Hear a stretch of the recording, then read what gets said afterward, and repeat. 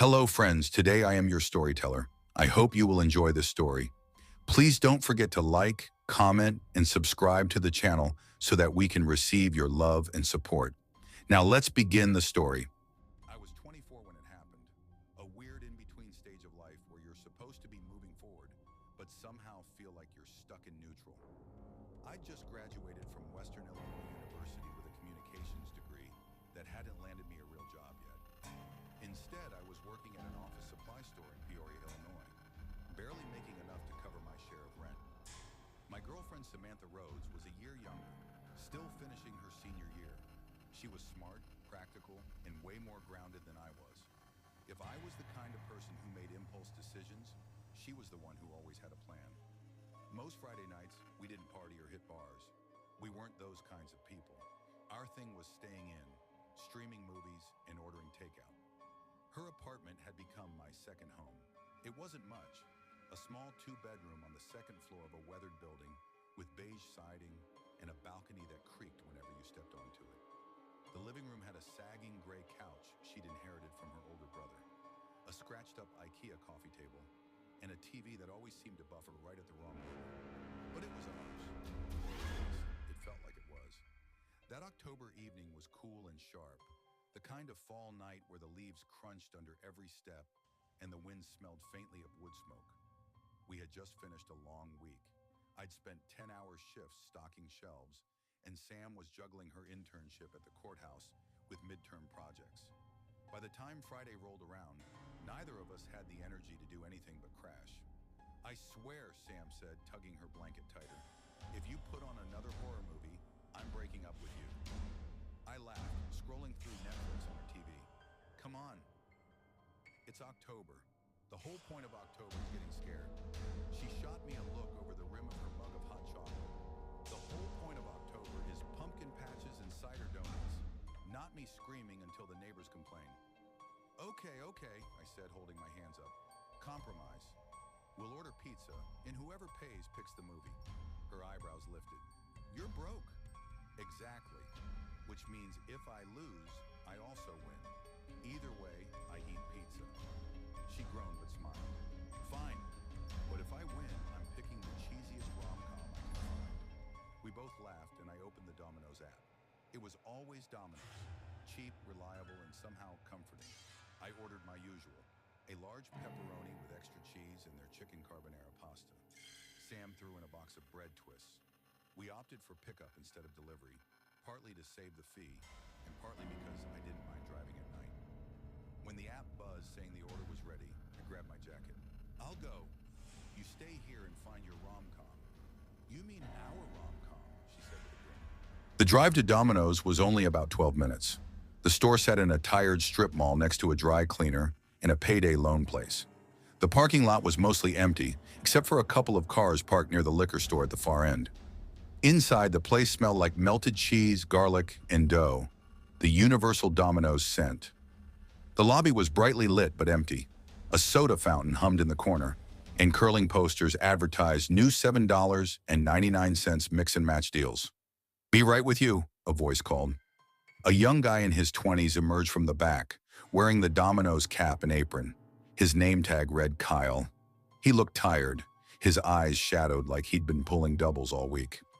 "Pick up for Mark," I said. He nodded, disappearing into the kitchen. I leaned on the counter, pulling out my phone to check texts. That's when I felt it, the prickling sense of being watched. I glanced up and my stomach dropped. A man was standing outside the big front window, pressed close enough that his breath fogged the glass. His hair was greasy and unkempt, strands falling into his face. His eyes were wide, unblinking, locked directly on me. His lips were curled into a smile that felt all wrong. Not friendly, not angry, just deliberate. I stiffened. My first instinct was to look back at my phone, pretend I hadn't noticed. My hands felt clammy against the screen. Kyle returned with my order, setting the pizza box and pasta bag on the counter. "Here you go, man." He followed my gaze toward the window. For a split second, his face registered the same unease I felt. Then he forced a laugh. "Don't mind him. We get weirdos hanging around sometimes." I nodded quickly, grabbed the food, and muttered a, "Thanks." When I glanced back, the man was gone, Relief washed over me like warm water. But when I stepped outside, I froze. He was leaning against the driver's side of my car. Same scruffy hair, same too-wide smile. The pizza box felt suddenly heavy in my hands. Can I help you?" I called, trying to keep my voice steady. His smile twitched wider. "Nice night, isn't it?" His voice was low, gravelly. I swallowed hard. "Yeah, I guess I unlocked my car and slid inside, locking the doors immediately." He didn't move, didn't speak, just stared at me through the glass. I started the engine, forcing myself to back out calmly. As I drove away, I checked the mirror. He was still standing there, watching. The drive home should have been uneventful. But halfway back, the car jolted. The steering wheel jerked sharply. "Shit," I muttered, pulling onto the shoulder of the road. When I got out, my blood went cold. The front right tire's lug nuts were nearly unscrewed. The wheel was barely hanging on. My throat tightened. He had done this. While I was inside Domino's, he'd been tampering with my car. My hands shook as I called Sam. "Sam," I stammered. "My car, he messed with it. I'm stuck on Route 150 near the Meadowbrook exit. Please, can you come?" Her voice tightened instantly. "I'll be there in 10. While I waited, I climbed back inside, locking the doors. Every shadow on the roadside seemed alive. Every pair of headlights that passed made me flinch. When Sam finally pulled up behind me, I nearly collapsed with relief. She had a wrench in her trunk, and together we tightened the wheel enough to drive back. But when we returned 10 minutes later, my stomach dropped. The driver's side window was smashed. Shards of glass glittered across the seat. Sam gasped. "Oh my God, he was here," I whispered. We called the police. They took statements, flashing red and blue lights painting the empty road. One officer, older and grizzled, shook his head. "Sounds like he's targeting you. If you see him again, don't engage. Call us immediately." But even after they left, I couldn't shake the feeling that this wasn't over. And I was right. The next Friday, we tried to move on. Another movie night, another pizza order, this time from a different place. But when I pulled into Sam's apartment complex, my heart stopped. He was sitting on the hood of her car. Same grin, same unblinking eyes. When he saw me, he raised his hand slowly and waved. By the time I fumbled for my phone, he was gone. That night, I didn't sleep. Every creak of the apartment, every shift of shadows against the blinds made my chest tighten. Because I understood something terrifying. He wasn't random. He wasn't finished. He knew where I lived, where Sam lived, what car I drove. No matter where I went, he could find me, and he would. Story 2. I still remember the summer of 2016 like it was yesterday. The summer that shaped me in ways I didn't understand until much later.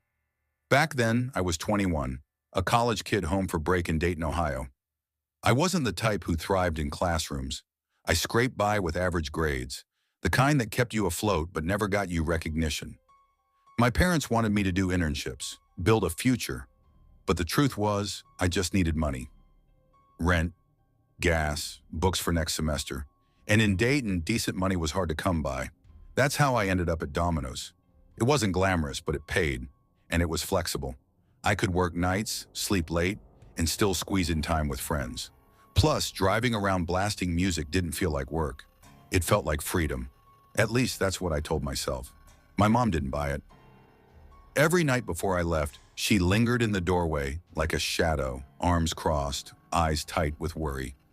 "Nathan, promise me you'll be careful." "Mom, it's just pizza, not gold bars. You're driving through neighborhoods I don't want you near." People get desperate at night. You don't know what can happen, I'd laugh. Toss her a half smile.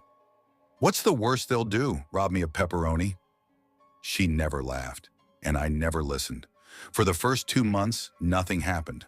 Sure, there were drunk customers who tipped with loose change, or people who ordered 10 pizzas and then complained about the crust. But that was it. Mundane, boring even. Nothing like the stories floating around the internet about drivers getting jumped or lured to fake addresses. Until one night in July. That Friday started like any other. Chaos from 6 o'clock to midnight. Orders stacked up, ovens blazing. Rick, my manager, barking orders over the phone. Rick was in his late 30s, wiry and sharp-eyed. The kind of guy who'd been managing pizza shops his whole life and seemed permanently exhausted by it. He was good to me, though. Gave me hours when I needed them, let me duck out early when I had exams. By 11:30, the shop was finally slowing down. I was leaning against the counter, scrolling through my phone, when Rick called out, "Nate, one more run. You good?" I groaned. "Man, can't Brian take it?" Brian, the other driver, waved me off. "No way." I just clocked out. "That one's yours." Rick handed me the receipt. Simple. Cheese pizza, garlic twists, warehouse on Kettering Industrial Drive. That made me pause. Warehouse? At midnight? Night shift workers order all the time. Security guards, cleaners, crews. Nothing weird. I glanced at the slip again. The instructions were scrawled in block letters. Back entrance. Use alley. Something in my stomach tightened. "Why the alley?" Rick shrugged. "Maybe the front's locked. Just drop it and go." Easiest tip you'll make tonight. I didn't push it. Didn't want to look paranoid. I grabbed the bag, clocked out, and headed to my beat-up 2002 Corolla. The drive grew darker the closer I got to Kettering. Streetlights thinned until the only glow came from my headlights. Warehouses rose on either side, hulking silhouettes against the sky. Empty parking lots stretched like dead fields.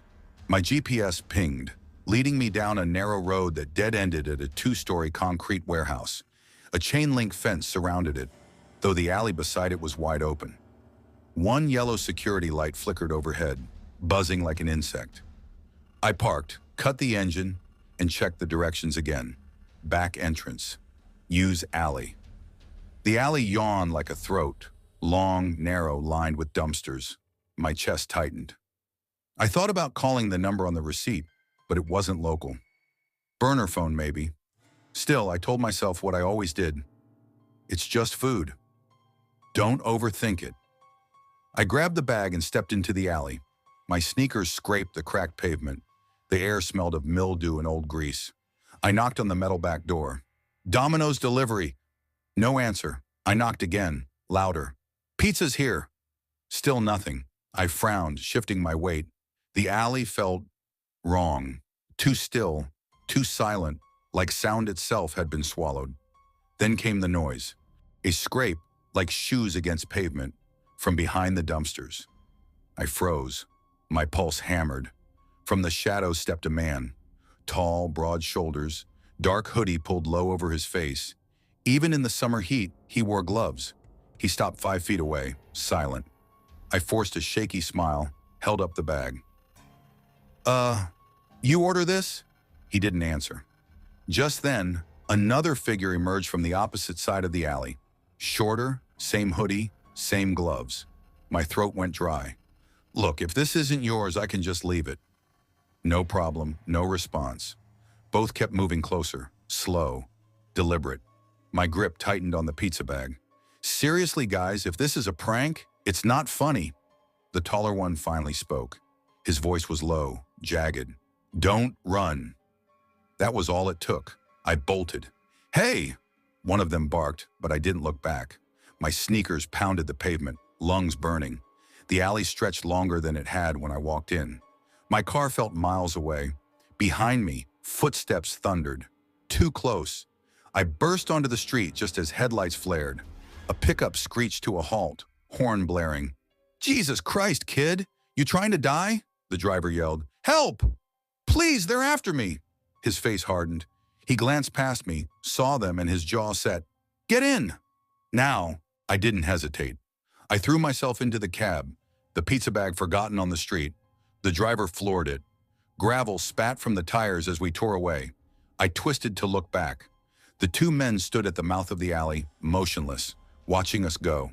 Their faces hidden, their silence worse than any shout.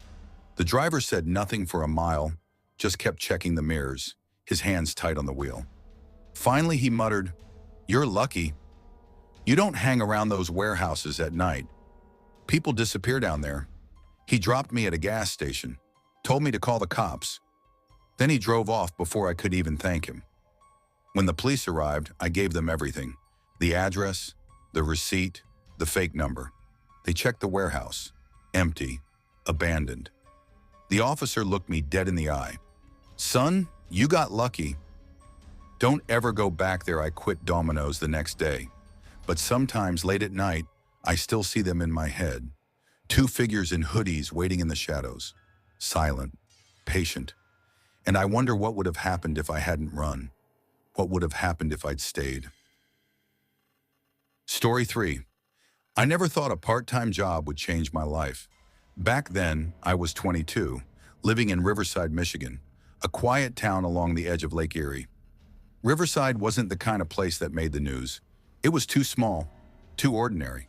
The kind of town where people worked their whole lives at the auto plant, where the same 3 bars had been around since the 70s, and where everyone seemed to know everyone else's business. I had lived there my whole life. I tried leaving once, went off to a community college 2 hours away, but I didn't last a year. Tuition was crushing, I didn't know what I wanted to study, and my grades slipped fast. By the time I dropped out, I was already thousands in debt. So I packed up my beat-up Honda Civic, moved back in with my mom, and started looking for a job. That's how I ended up at the Domino's on Ashwood Street. It wasn't glamorous, it wasn't what I dreamed of as a kid, but it paid. Between delivery tips and late-night shifts, I managed to cover gas, help my mom with bills, and still have just enough left over to grab beers with my best friend Kyle. He worked with me at Domino's too, older than me by a year, sarcastic, always joking about quitting but never actually doing it. We worked the closing shifts most nights. Just us and the manager, Rachel, a 30-something single mom who didn't take crap from anybody. She ran the store with the efficiency of a drill sergeant, but had this soft spot for her employees, like a big sister who'd been through too much to sugarcoat anything. The thing about Domino's after 9 p.m. in Riverside, it got weird. We weren't downtown. We weren't near any nightlife. Our store sat between an abandoned strip mall and a used car lot, with nothing but empty parking lots stretching into shadows. The people who came in late weren't families or kids. They were loners, drunks, night shift workers, or people who just didn't belong anywhere else. That night, October 21st, 2019, was cold. One of those Michigan nights where you can smell the frost in the air before it settles. The parking lot was almost empty when I clocked in. Inside, the ovens already radiated their heavy, dry warmth, and the smell of melted cheese clung to the air like a second skin. Rachel leaned against the counter, sipping a Diet Coke. "Slow night so far," she said. "Good," Kyle muttered, tossing dough like he was in some Italian cooking show. "Last night, some guy ordered 2 pizzas with no cheese." "Number. Cheese. Like, bro, that's just bread sauce." Rachel smirked. "You're lucky people even call this pizza. Half of them only eat it because they're drunk." I tied my apron tighter and laughed. Better drunk customers than none. At least they tip. It felt like a normal night. Routine. Until the front door chime rang. I looked up. A man walked in. He was tall, easily over 6 feet, but disturbingly thin, like his bones were pushing against his skin. He wore a long black overcoat, buttoned all the way to his throat, even though the heat inside must have been suffocating. His face was pale, almost gray, and his hair hung in damp strands around his temples. But what unsettled me most were his eyes. They were so dark they didn't look like eyes at all, more like empty pits. "Evening," Rachel said, forcing a polite smile. "What can I get you?" The man stepped closer to the counter. His voice, when it came, was low and scratchy, like gravel dragged across pavement. "I'd like a large pizza," he said. "Mushrooms, green peppers, nothing else." I grabbed an order slip. "Sure thing, that'll be..." He raised a hand, cutting me off. His long fingers looked almost skeletal. "Cut it into equilateral triangles. 13 centimeters each side." "Exactly," I blinked. Excuse me?" His lips twitched into the faintest suggestion of a smile. 13 centimeters. Each side. Precision matters, Rachel raised an eyebrow. Kyle stifled a laugh behind me. "Yeah, sure," I said quickly, jotting it down just to move things along. The man leaned slightly closer, his eyes never leaving mine. "Perfect," he whispered. He stepped back and folded his hands in front of him, waiting, perfectly still. In the kitchen, Kyle snorted. "What the hell was that? A math teacher on crack?" "Shut up," I muttered, spreading the sauce. My hands were shaking more than I wanted to admit. Rachel peered through the window into the lobby. Creep gives me the chills. Just make his damn pizza and get him out of here. As the pie baked, I rummaged through the drawers.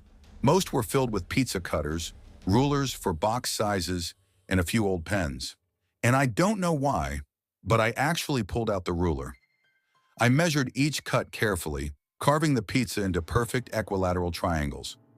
13 centimeters per side, every slice exact.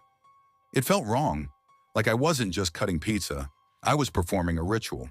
When it was done, I slid the box onto the counter. The man stepped forward. His hands brushed mine as he took it, and I nearly recoiled. His skin was ice cold, rubbery, like a mannequin left in a freezer. Perfect, he said again. Then he smiled. His teeth were jagged, yellow, uneven, like broken glass jammed into his gums. He set payment on the counter, a wad of crumpled bills and coins. Then, without another word, he turned and walked out into the night. The chime above the door echoed longer than it should have. I exhaled, tension draining from my shoulders. Jesus, what a freak, Rachel shook her head. I don't care what he is, as long as he doesn't come back. That's when I looked down at the money in my hand. It wasn't money, it was dirt. Damp, clumped soil, crawling with insects. Beetles squirmed between my fingers. Centipedes writhed up my wrist. I screamed and dropped it. The bugs scattered across the tile, disappearing into cracks and shadows. Holy shit, Kyle yelled, jumping back. Rachel's face went pale. What the hell just happened? We all stood frozen, staring at the floor where the bugs had vanished. We need to check the cameras, I said finally, my voice shaking. In the office, Rachel rewound the footage. On the screen, the lobby appeared empty. There was no man, no black coat, no pale face. Just me, standing at the counter, holding a pizza box out to thin air, talking, smiling nervously, handing something over. On the footage, I was completely alone. My stomach turned to ice. No, I saw him. You saw him, right? You both saw. But Rachel's face had gone white. Kyle didn't speak.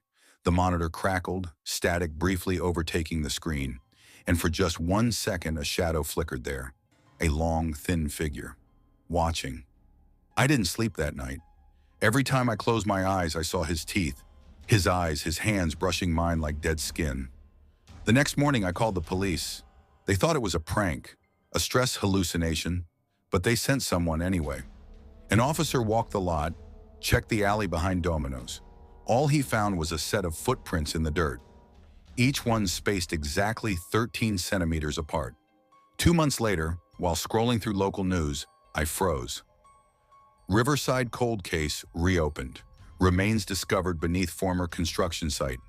The article explained how, during renovations, workers uncovered bones beneath the concrete foundation of the Domino's building. A man had gone missing 6 years earlier during construction. They believed he'd fallen or been pushed into the mixer, entombed in the cement forever. When I saw his photo, my blood ran cold.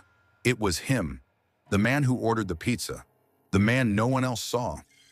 Now every night I drive past that Domino's, the neon sign flickers in the dark, buzzing faintly like it's alive. And sometimes, when I force myself to look, I see him, standing in the lot, waiting, smiling. And I know deep down, he'll come back for another order. Another perfect 13. Story 4. I never thought much about late-night work. Truth is, I've always been the type of guy who feels more alive after the sun goes down. While most people start yawning around 10 o'clock, that's usually when I hit my stride. Maybe it came from years of staying up late in high school playing video games. Or maybe I just never shook off the bad habit of scrolling endlessly through my phone in the dark. Either way, when I started looking for work after dropping out of community college, night shifts never bothered me. My name is Ryan Gallagher. I was 23 at the time this all happened. I grew up in Bloomfield, Illinois, a mid-sized town outside of Springfield. Not too small, not too big, just the kind of place where everyone recognizes the Domino's delivery guy. My parents still lived on the east side of town in a faded brick house they'd had since before I was born. But me? I had my own one-bedroom apartment above a nail salon on Main Street. The rent wasn't cheap, but it was manageable. I wasn't exactly chasing a dream job when I walked into Domino's on Westbrook Avenue and filled out the application. I just needed something steady, something that wouldn't completely drain me. My buddy Eric already worked there as a driver, and he swore the tips made it worth it. That's how I ended up on the late-night shifts, answering phones, helping with orders, folding boxes, and covering deliveries when we got slammed.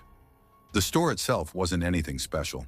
It sat at the end of a strip mall, sandwiched between a vape shop and a check-cashing place. The parking lot lights flickered at night, leaving pockets of shadow you had to squint into. Inside, it smelled like a mixture of garlic butter, burnt cheese, and cleaning chemicals. The neon open late sign in the window had been broken for months, so it just blinked unevenly, buzzing when the wiring overheated. The crew kept me sane. There was Jessie, my usual shift partner, a sharp-tongued woman in her late 20s who worked 2 jobs to cover rent and car payments. She was funny in that blunt way, where she didn't sugarcoat anything. Then there was Marcus, our manager, mid-30s, always acting like he was way too cool for his paycheck, but he treated us fairly. Eric floated in and out as a driver, and a couple of college kids rotated part-time, but Jesse and Marcus were the constants. At first, it was all the usual late-night chaos. College kids ordering pizza at midnight, drunk regulars stumbling in to pick up food, drivers griping about tips. I fell into a rhythm. The work wasn't glamorous, but it was normal until the call started. It was a Tuesday night in early November. The air outside had that cold, sharp edge that meant winter was creeping in. Around 10:30, the dinner rush had slowed, and the store was quiet except for the hum of the ovens and Jesse singing softly along to the radio. Marcus was in the back pretending to check inventory while sneaking hits off his vape. The phone rang, and I grabbed it automatically. "Domino's Pizza, this is Ryan. How can I help you?" Silence, I frowned. "Hello? Anyone there?" Nothing. Just static on the line.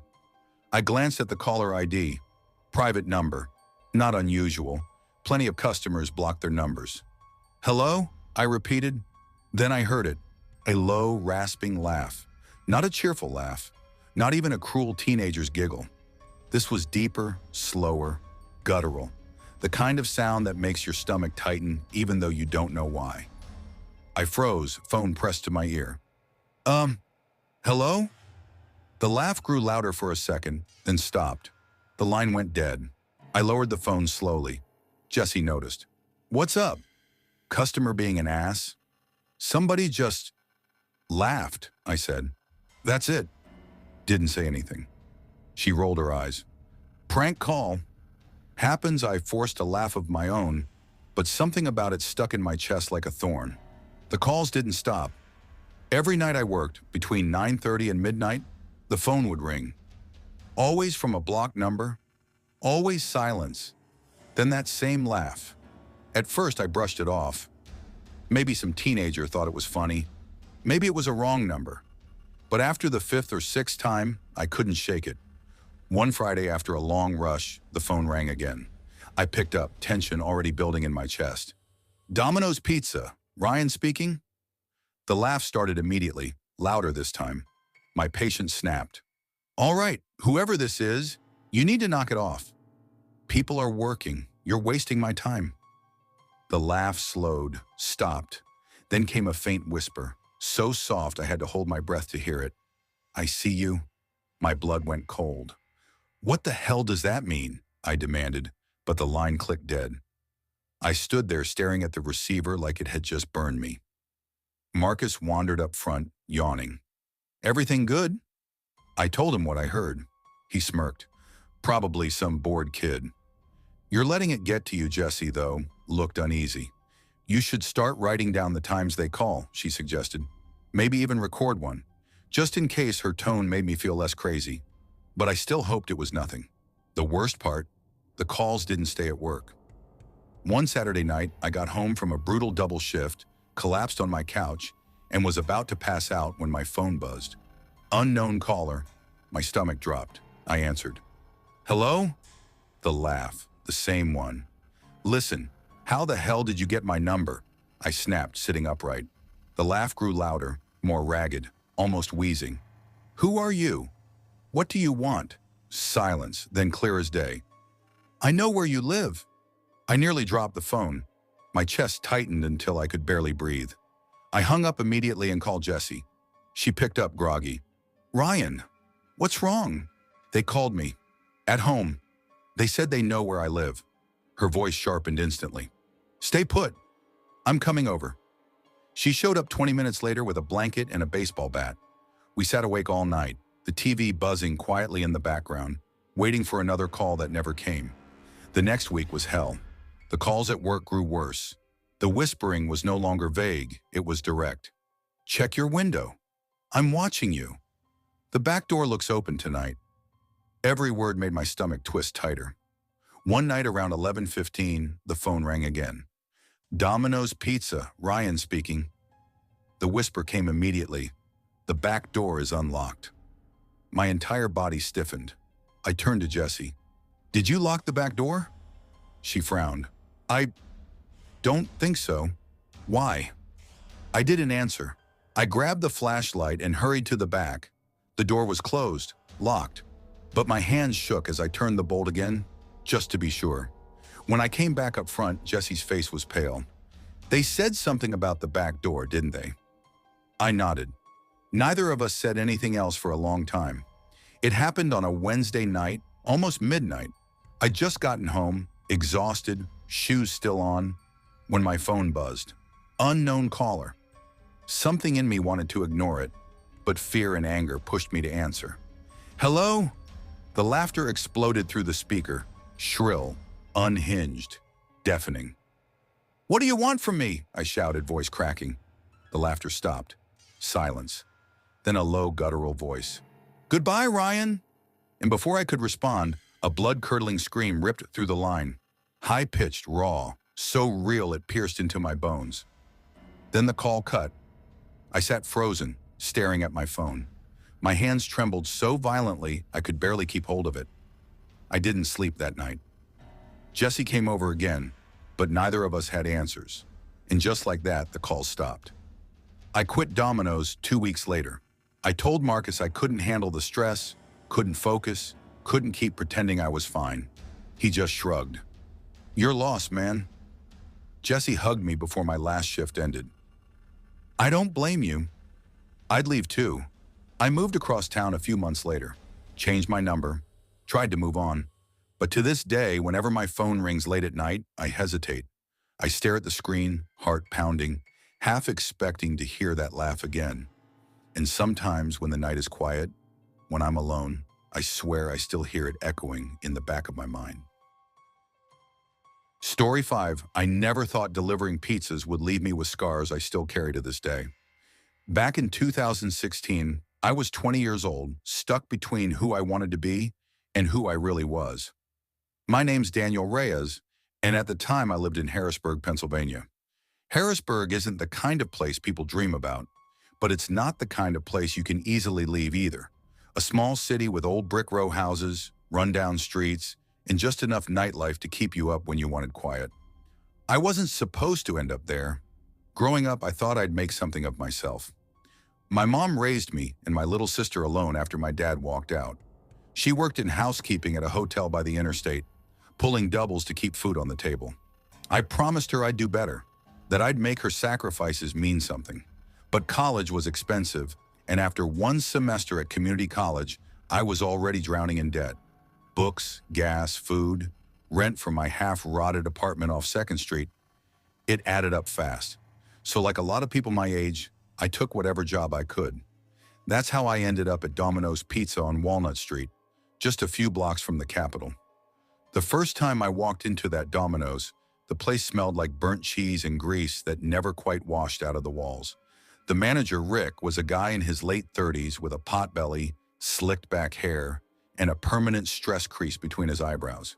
He gave me the once-over, like he was already regretting hiring me. Rick, you got a car that runs? Me, yeah, a '99 Civic. Not pretty, but it'll get me there, Rick. Insurance? Me, barely. Rick, good enough. You're hired. Shirt's $10. Don't lose it. That was it. No orientation, no paperwork lecture, just Here's your shirt. Now start folding boxes. The job wasn't hard. Annoying sometimes, but not hard. You'd show up, fold boxes, answer phones if it got busy, and take deliveries when the screen flashed an address. On good nights, I'd walk out with $60 or $70 in tips. On bad nights, I'd barely cover gas. My mom hated it. Mom, Danny, you're out there past midnight. You don't know who you're delivering to. Me, it's fine, Mom. It's just pizza. I'll be in and out before anything happens, Mom. That's what scares me. Bad things happen fast, I'd laugh it off. But sometimes, late at night, driving through the quiet streets, her words would echo in my head. The people I worked with were interesting. There was Kyle, another driver, 23, always bragging about how much weed he smoked and how many girls he was talking to. Then there was Jess, who worked the phones. She was my age, sarcastic as hell, with this way of rolling her eyes that made you feel like you were the dumbest person alive. But she was funny, and we'd talk between deliveries when the night slowed down. And then there was Rick, always chain-smoking out back, always grumbling about lazy-ass kids. But he knew how to run a store, I'll give him that. Most nights followed the same routine. 6 to 9 p.m., dinner rush, non-stop orders, phones ringing off the hook, drivers running in and out like ants. 9 to 11 p.m., things slowed, maybe a few stragglers, mostly drunk people calling in late. Midnight and after, that was the dead zone. 1 or 2 deliveries, usually to sketchy parts of town. That's where the real money was, though. Drunk people tipped big, but those were also the deliveries that made my stomach tighten. Empty streets, flickering lights, houses that looked abandoned until a shadow moved in the window. I remember the date because it was the Friday before Halloween. The air had that bite to it, sharp enough to see your breath. People were out partying, cops patrolling slower than usual, and the whole city seemed to buzz with this uneasy energy. I clocked in at 6 o'clock sharp. Jess was already behind the counter, gum snapping between her teeth. Kyle was folding boxes and humming some rap song off-key. Rick was in his office, door cracked, muttering into the phone. By 11:30, the store was dead quiet. The ovens hummed, the fluorescent lights buzzed, and Jess was scrolling her phone with her chin in her palm. I was about to ask Rick if I could clock out early when the order popped up. 1 large pepperoni, extra cheese, cash on delivery. The address, 315 Pine Hollow Road. I squinted at it. Pine Hollow was out past the edge of the city, near the old quarry. I'd never delivered there before. Me. Rick, you sure this isn't a prank? Pine Hollow. Rick, grunting.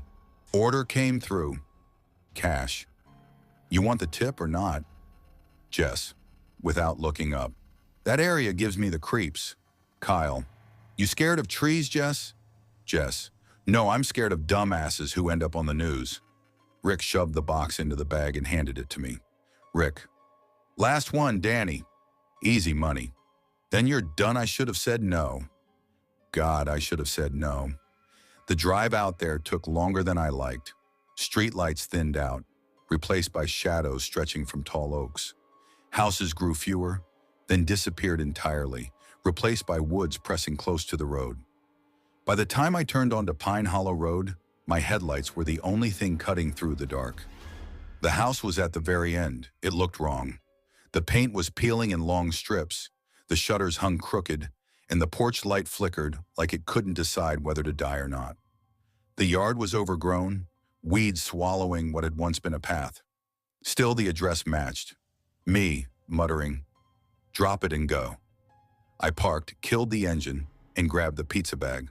My breath fogged in the cold as I climbed the warped wooden steps. Each one groaned like it hadn't been stepped on in years. The doorbell was cracked, so I knocked. Silence. I knocked again. Louder. That's when the door creaked open. A man stood in the shadows. At first glance, he looked normal. Mid-40s maybe, tall, with hollow cheeks and eyes that seemed too wide. He smiled, but it wasn't friendly. It was stretched, strained, like it hurt him to do it. Me. "Domino's. That'll be $15.99, man." Low, gravelly. "Come inside." Me. Uh, you can just pay me here, sir. Man. Wallet's in the kitchen. Come in. I'll grab it. Every instinct screamed at me to leave. My mom's voice echoed in my head. But Rick had been clear. No cash, no completed delivery. And Rick cared more about the register balancing than me. I hesitated, then stepped inside. The smell hit me first. Stale air mixed with something rotten, like meat left in the sun too long. The living room was cluttered. Stacks of newspapers, dusty shelves, furniture covered with sheets. A single lamp flickered weakly in the corner. Man, wait here. He disappeared into the kitchen. I stood by the doorway, clutching the pizza bag like a shield. My eyes wandered. And that's when I saw the photographs on the wall. Old, faded pictures. At first, they looked like family portraits. But as I squinted, my blood ran cold. One showed a man tied to a chair, face twisted in pain. Another showed someone gagged, eyes wide with terror. The photos weren't staged. They were real. A floorboard creaked behind me. I spun. The man was standing there, grinning ear to ear. His hands were empty. Me, voice shaking. "Where's the money?" Man, softly. "Change of plans. Why don't you stay for dinner?" Something slammed into the back of my head. White-hot pain exploded. Everything went black. When I came to, I was tied to a chair. My wrist burned where the rope bit into my skin. My legs were bound so tight I couldn't move. The room was darker now, lit only by a single bulb swinging from the ceiling. Shadows crawled across the walls. The man was at a table, humming an eerie, tuneless melody as he worked on something I couldn't see. Me. "Let me go." Man, turning slowly. "You shouldn't have come inside." He stepped into the light. My stomach dropped. In his hand was a long kitchen knife. I glanced down and froze. My left hand was gone. Blood dripped steadily onto the floor, pooling around the chair legs. The sight alone nearly made me pass out. Me, sobbing. "Please, I just want to go home." Man, chuckling low. "You are home now." The humming returned. That awful, tuneless humming. I don't know how long I drifted in and out. Hours, minutes. Pain blurred time into a nightmare loop. At some point, the ropes on my legs loosened. Maybe he got careless. Maybe he wanted me to try. Either way, I crawled, inch by excruciating inch, toward the door. Somehow, I made it to the porch. The cold air hit my face like a blessing. Sirens wailed in the distance. Someone must have called. I collapsed, vision blurring. I woke up in a hospital bed. My mom was there, tears streaking her face. My sister clutching her hand. The doctors told me I'd lost too much blood. They saved my life, but not my hand. The police raided the house. They found bloodstains, broken furniture, photographs of other victims. But the man, he was gone, vanished. No fingerprints, no ID, no trace. It's been years. I can't deliver pizza anymore. Hell, I can't even order one without feeling sick. Every night I still see his face in my dreams, those hollow eyes, that twisted smile. And whenever I close my eyes, I hear it again. That humming, that damned humming. Story 6, I never thought a pizza run could feel like stepping into a nightmare. My name's Logan Hayes, I'm 25, and in September 2021, I was living in Springfield, Illinois, juggling my first year as a junior architect at a small firm in a second part-time job to pay off student loans. Life had a rhythm I thought I could manage. Long days at the office, evenings buried in blueprints, weekends spent with my girlfriend Clara Benson, exploring the quiet neighborhoods we both secretly loved. Clara lived in a small brick apartment complex near the west side of town, the kind of place where the hallway lights flickered every few minutes and the mailboxes were dented from years of abuse. Cozy, unassuming, and just enough for the two of us. That Friday, the air had a crisp bite to it. Early autumn, leaves already dying, streets slick from a recent drizzle. Clara and I were sprawled on her couch debating what to watch. "I swear, Logan, no more horror," Clara said, crossing her arms and glaring with mock menace. "Last time I couldn't sleep for days." "You owe me for that," I smirked, leaning back. "It wasn't that bad. A little suspense never killed anyone." She scoffed. "Suspense? You mean a full-on nightmare for me? Fine. But if we're watching your horror flicks, I'm not paying for the pizza tonight. You handle it. Challenge accepted. Deal, Domino's? I asked. It had become our default, our little ritual. We weren't fancy, just a couple of students clinging to comfort in greasy slices and cheesy bread. Clara groaned but smiled. I swear, if you don't get extra garlic sauce, I'm picking the rom-com. I laughed, grabbed my jacket and keys, and headed out. The streets were empty, wet asphalt reflecting the dim glow of streetlights. Springfield wasn't dangerous, but the west side after 10 p.m. carried a strange quiet. Every corner shadowed, every empty parking lot feeling like it had eyes. The Domino's sat in a small plaza between a shuttered thrift store and a 24-hour laundromat. Only a few cars lingered.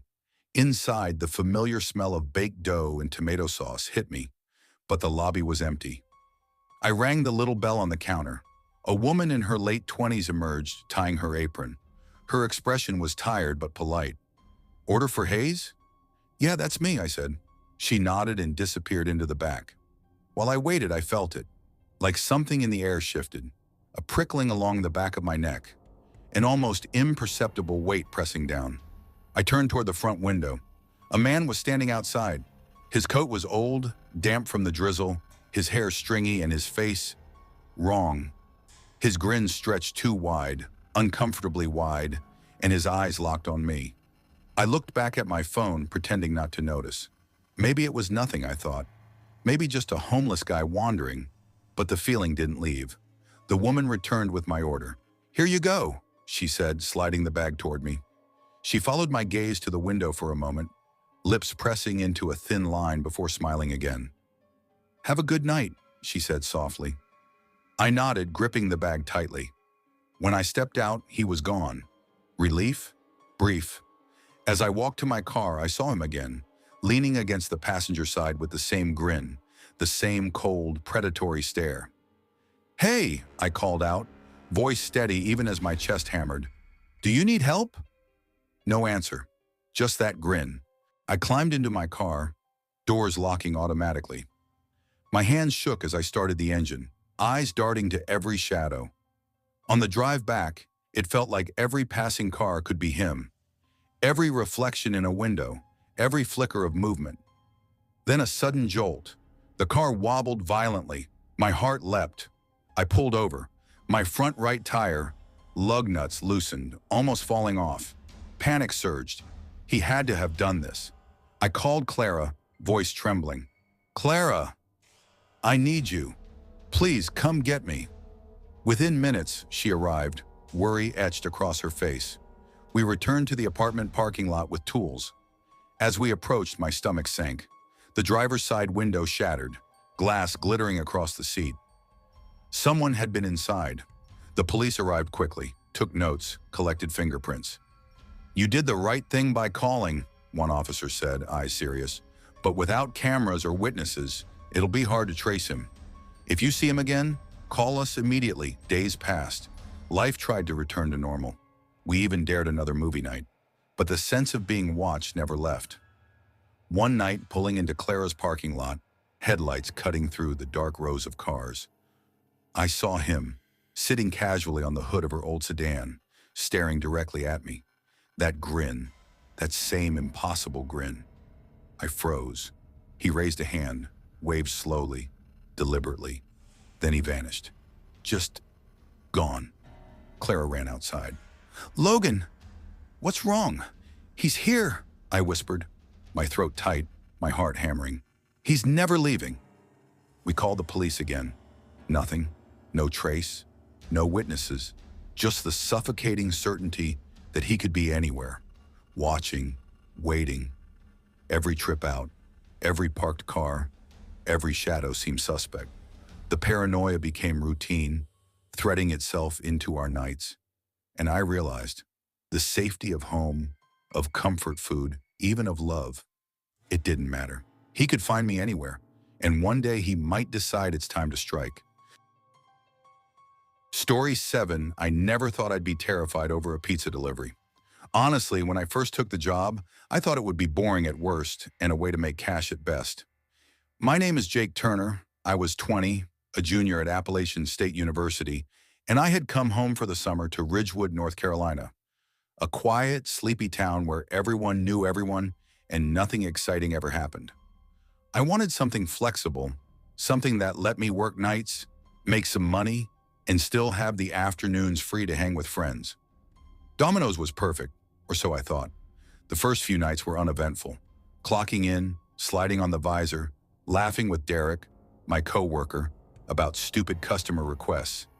It all felt mundane, until my mom voiced her worry. "Jake," she said one evening as I grabbed my keys, her voice low and tense. "I know you're 20, but do you really have to drive around at midnight?"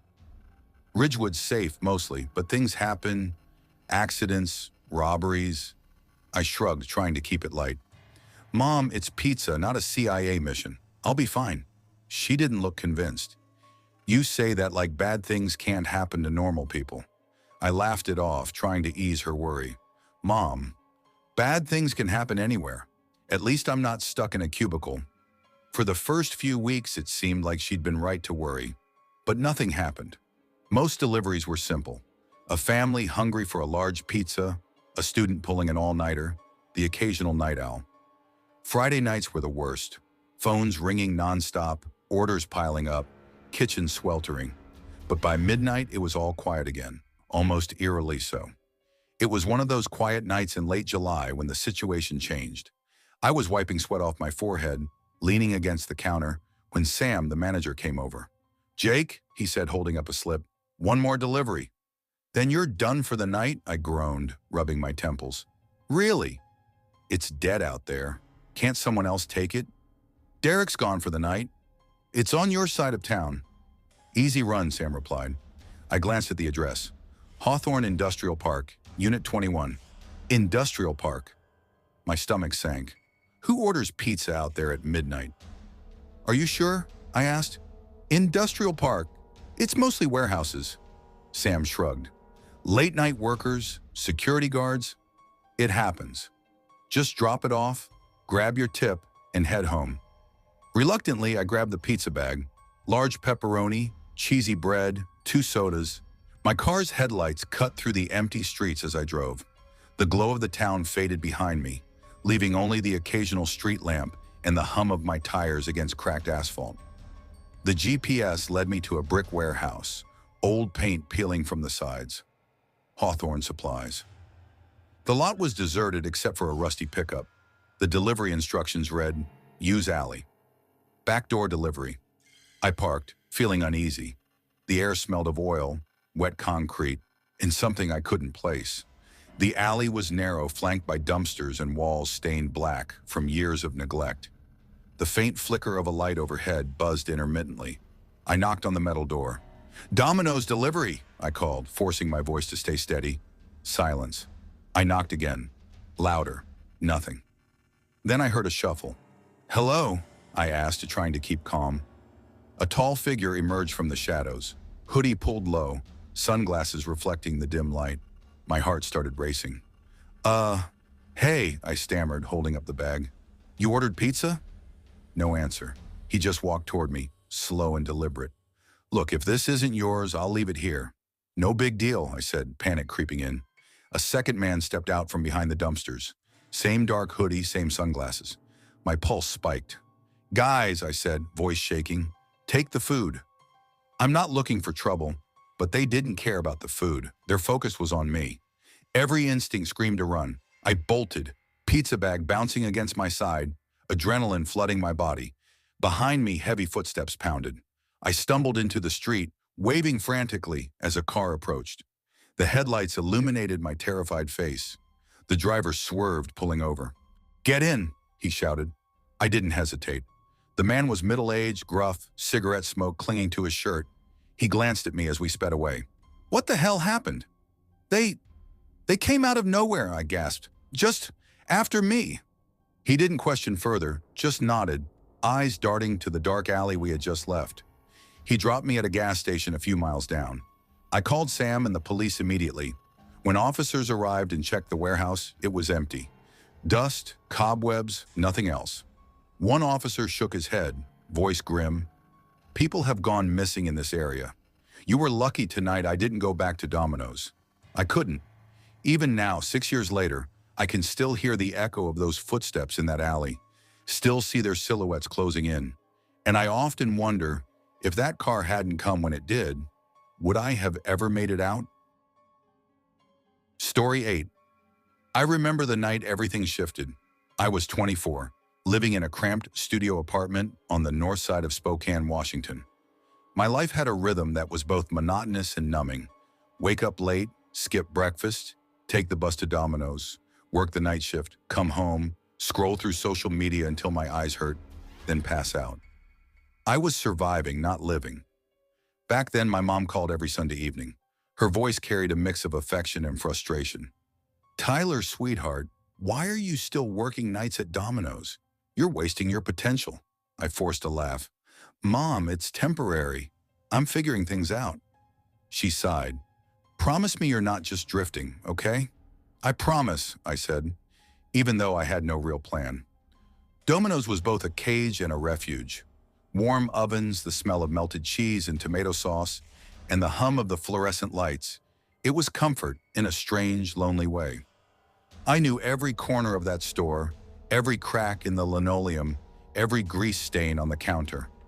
And the night of October 12th, I walked into that familiarity thinking it would be just another shift. "Evening, Ty," said Marcus, the shift manager, leaning against the counter like the weight of the world had made his bones heavy. He was 30 with sharp eyes and a constant frown. "Quiet tonight. Just you and Lena handling deliveries." "Got it," I replied, grabbing my apron. "Gas tank's half full." "Should be fine, Lena." My coworker, and the closest thing I had to a friend at that job, looked up from the prep table, flour dusting her hair like snow. "Think we get a weird order tonight?" she smirked. "The kind that makes you question humanity?" I laughed. "Always. Someone's gonna want anchovies on a dessert pizza or something." She rolled her eyes, smirking. "Or gluten-free crust with triple cheese." Heaven forbid the first hours passed like any other night. Orders came in, tips were small, the phone rang in predictable patterns. By 10:12 p.m., the dinner rush was dying, and a calm, almost too quiet lull settled over the store.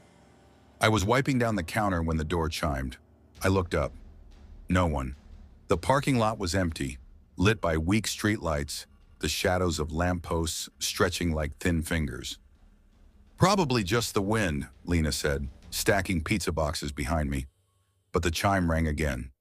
This time a man stood there, tall, unnaturally thin, wearing a black trench coat that seemed to swallow his body.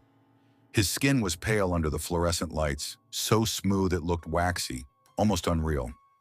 He didn't speak at first, just stared. "Evening," I said, my voice steadier than I felt. "Can I help you?"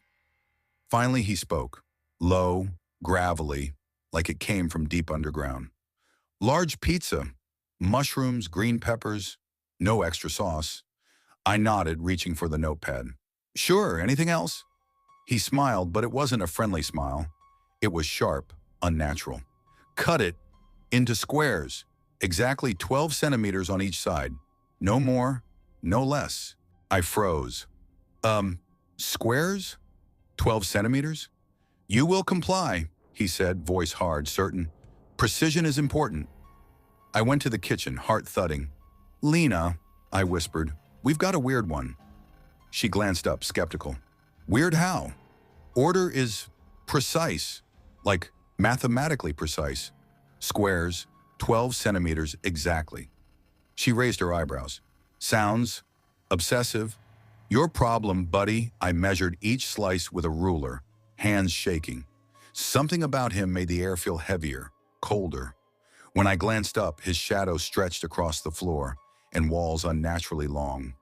Limbs bent in ways they shouldn't. I blinked, and it was normal again. I boxed the pizza and carried it out. The man's fingers brushed mine, ice cold, not human cold. I shivered. He handed me cash. But when I looked, it wasn't bills. It was a handful of dry earth, crawling with insects that wriggled and fell to the floor. Lena screamed. "Tyler!" "What the hell?" I threw it away, heart hammering. "We need to check the cameras." In the back office, rewinding the footage, my stomach sank. The monitor showed me alone at the counter, laughing, taking the order, even handing over the pizza. No, man. The next morning I called the police. They were polite but skeptical, taking notes. One officer agreed to walk the lot. He found footprints, muddy, long, evenly spaced, exactly 12 centimeters apart, leading to the alley behind the store. Weeks later, scrolling through the news, a headline froze me. Unsolved case. Man found buried beneath Spokane construction site? The photo was unmistakable.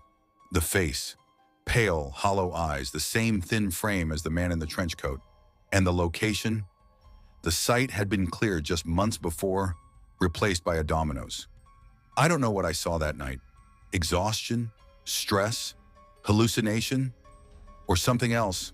Something I wasn't meant to understand. But now every time I work the night shift, when the door chimes ring and neon light flickers, I tense, because I know he might come back. And if he does, I don't think I'll survive it again.